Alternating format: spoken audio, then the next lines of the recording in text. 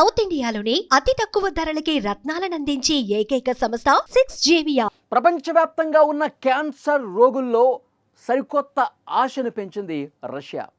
ఇప్పటి వరకు క్యాన్సర్కు మందే లేదు అని ప్రచారం ఉంది. అయితే రష్యా తీసుకువచ్చినటువంటి ఒక కొత్త మెడిసిన్తో, ఒక కొత్త వ్యాక్సిన్తో క్యాన్సర్ని పూర్తిగా నిర్మూలించవచ్చు అని ఒక చర్చ వినిపిస్తూ ఉంది. వైద్య ప్రపంచంలో రష్యా ఒక సంచలనాత్మకమైనటువంటి ఆవిష్కరణకు తెరలేపింది. ప్రాణాంతకమైన క్యాన్సర్ వ్యాధికి చికిత్సగా ఎంటరోమిక్స్ పేరుతో ఒక అత్యాధునిక వ్యాక్సిన్ని డెవలప్ చేసింది.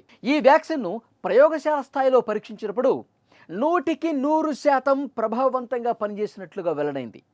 ఈ శుభవార్త ప్రస్తుతం ప్రపంచవ్యాప్తంగా ఉన్న క్యాన్సర్ రోగుల్లో కొత్త ఆశలు కల్పిస్తోంది. గతంలో స్పుత్నిక్ వి కోడ్ వ్యాక్సిన్ రూపొందించి రష్యా ప్రపంచ దృష్టిని ఆకర్షించింది. మాస్కోలోని ప్రముఖ గామాలయ సెంటరే ఆ వ్యాక్సిన్ రూపొందించింది. ఇప్పుడు వస్తున్నటువంటి ఈ ఎంటరోమిక్స్ వ్యాక్సిన్ను కూడా అభివృద్ధి చేసింది అదే. ఇది ఒక రకమైన mRNA ఆధారిత చికిత్సా పద్ధతి.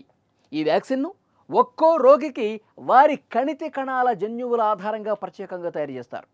ఇది ఒక విప్లవాత్మకమైన ప్రక్రియ కాగా దీని ద్వారా వ్యాక్సిన్ నేరుగా క్యాన్సర్ కణాలను మాత్రమే లక్ష్యంగా చేసుకొని దాడి చేస్తుంది. ప్రస్తుతం ఈ వ్యాక్సిన్ క్లినికల్ ట్రయల్స్లోకి ప్రవేశించింది.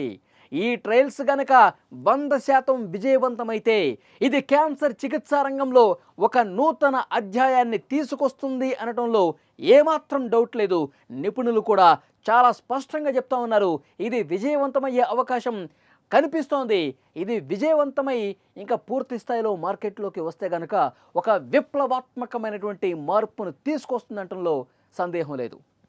ఇప్పటికే ప్రాథమిక పరీక్షల్లో దీని ఫలితాలు ఆశాజనకంగా ఉండటంతో రష్యా ప్రభుత్వం ఈ వ్యాక్సిన్ను తమ పౌరులకు ఉచితంగా అందించేందుకు ప్రణాళిక కూడా రెడీ చేసింది.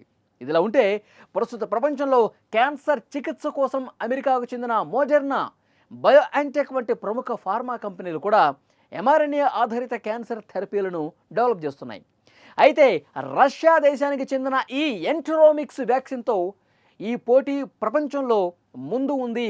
అందరికంటే చాలా ప్రభావవంతంగా, వేగవంతంగా, బలంగా ఈ వ్యాక్సిన్ కనిపిస్తోంది. ఇది కేవలం ఒక వైద్య ఆవిష్కరణ మాత్రమే కాదని ప్రపంచ ఆరోగ్య వ్యవస్థపై గణనీయమైన ప్రభావాన్ని చూపగల సామర్థ్యం దీనికి ఉందని శాస్త్రవేత్తలు కూడా బలంగా నమ్ముతున్నటువంటి పరిస్థితి ఉంది. క్యాన్సర్ వ్యాధితో పోరాడుతున్న లక్షలాది మందికి ఈ వ్యాక్సిన్ ఒక సరికొత్త ఆశను తీసుకొస్తోంది.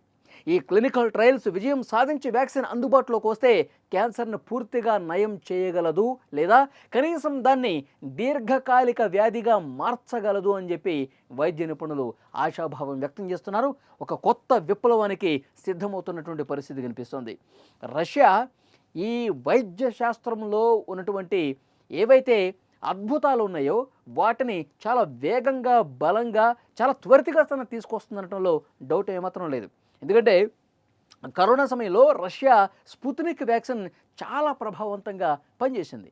అట్లాగే ఇప్పుడు ఈ క్యాన్సర్లో చేస్తున్నటువంటి ఈ ప్రయోగాలు ఏవైతే ఉన్నాయో, క్యాన్సర్ మీద చేస్తున్నటువంటి ఈ పోరాటం అద్భుత విజయం సాధించే అవకాశం మెండుగా ఉందని వైద్య శాస్త్రవేత్తలు కూడా ప్రస్తుతం చెప్తున్నటువంటి పరిస్థితి ఉంది. నిజంగా క్లినికల్ ట్రయల్స్ విజయవంతమై అతి కొద్ది రోజుల్లోనే ఇది మార్కెట్లోకి వచ్చే అవకాశం ఉంటుంది.